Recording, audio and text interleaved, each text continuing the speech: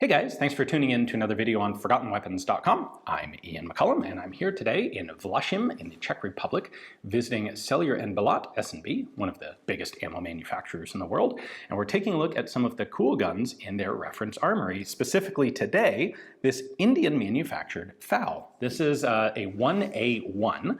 The Indian Army has designations like that. You may be familiar with the Indian .308 caliber bolt-action Enfields, the 2A and the 2A1, similar sort of naming convention here. Now, in the late 1950s, the Indian Army was still armed with bolt-action Enfield rifles, and they started to realize that if they were going to get into an armed conflict, the people they were going to be fighting were probably going to be armed with substantially better weapons. There was a Sino-Indian War in 1962 in particular that pitted Indian troops with Enfields and Bren guns against Chinese troops with Type 56 Kalashnikovs, and apparently there was a pretty big disparity in firepower as a result.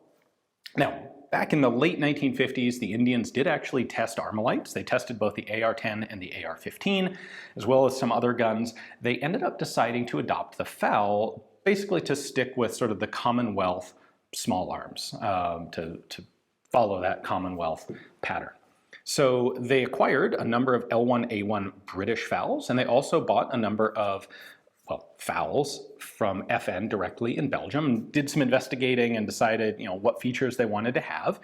And then they started negotiating with FN to get a manufacturing license because they didn't want to buy rifles from halfway across the world, and the Ishapore arsenal had a long history of manufacturing guns. This is something they could definitely do domestically. But apparently FN insisted that if they were going to get a license, they had to purchase FN machines and tooling to do it. And the Indians didn't take this very well. Like, we don't really need your machines, thank you very much. And so instead of following through and getting a license, they just reverse engineered the rifle and started making it themselves, combining some of the dimensional elements and the features of both the British pattern and the Belgian pattern. Now, the Belgians were making what we call today the metric FAL. The British were making the inch pattern FAL because the two branches had sort of diverged slightly. And so the Indian 1A1 pattern is basically a hybrid of the two, and it uses Indian parts. There are some other parts from both British and Belgian production that some of them can drop in, some of them can be modified to fit, but like the technical data package for the Indian FAL is a standalone separate thing. So let's take a closer look at this and let me show you a couple of the distinctive features on it. The Indian pattern rifles are sometimes referred to as copies of the L1A1 because they did in fact follow most of the characteristics, like the large-scale features and design elements of the L1A1. But as I said, this is not a parts interchangeable gun with the British L1A1. Here on the right side of the lower receiver, we have RFI, that's Ishapore Arsenal, and 1968 production date on this one, so pretty early. And on the other side, we have rifle 7.62mm 1A1, which is the official designation of this rifle in Indian service. The Indian serial numbers are typically a letter prefix and then a serial number, so this is in the X series. This does not indicate an experimental gun, that's just happens to be the letter of the alphabet they were at when this one was made. That serial number will be repeated in a number of places, including back here on the lower.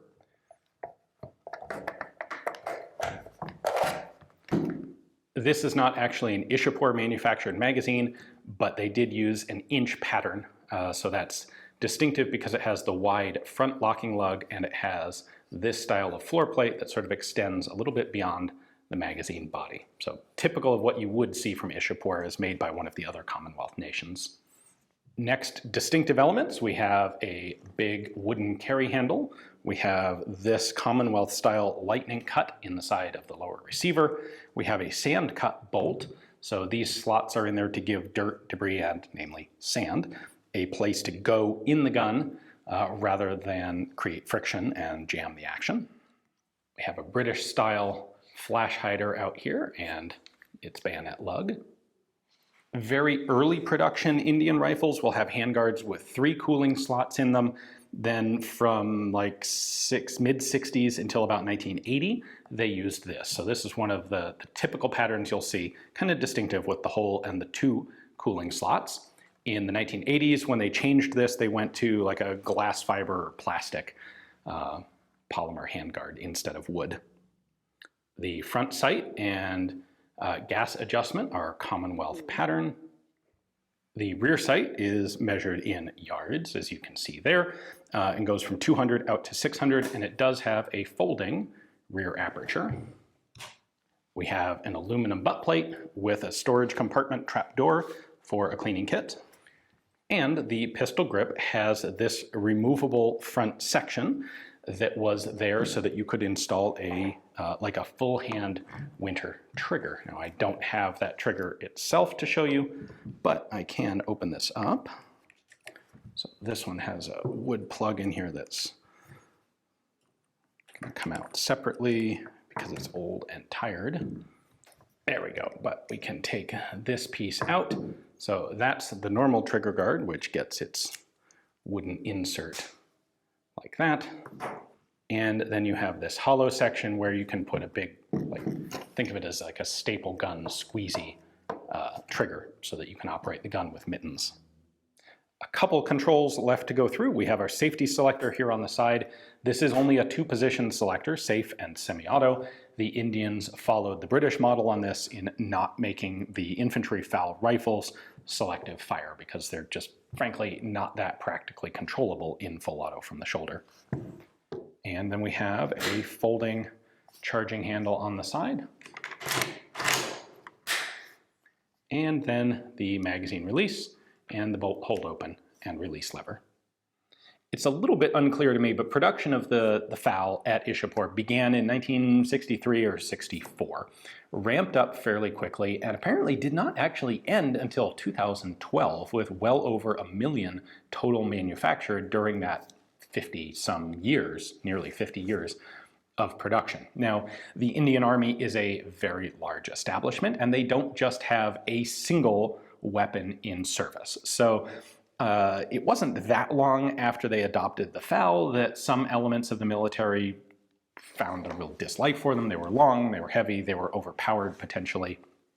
So Kalashnikovs were purchased. The Indian Army did start using AKs in some areas. There was a second version of the FAL that was adopted by the Indians, or developed by the Indians, that did have a full auto trigger pack, was a little bit shorter. That was the C1 or the 1C, I think it's C1 pattern, not to be confused with the Canadian pattern. And eventually, ultimately, like the formal big replacement for the FAL was the Indian INSAS, or the Indian Small Arms System.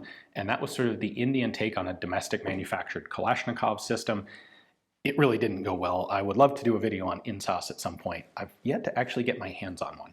Anyway, for the time being, we will console ourselves with having this 1A1 pattern Indian Enfield, which, despite the large production numbers, is actually a quite difficult rifle to find these days, especially in the United States. So big thanks to S&B for giving me access to this one out of their armory to show to you guys. Hopefully you enjoyed the video. Thanks for watching.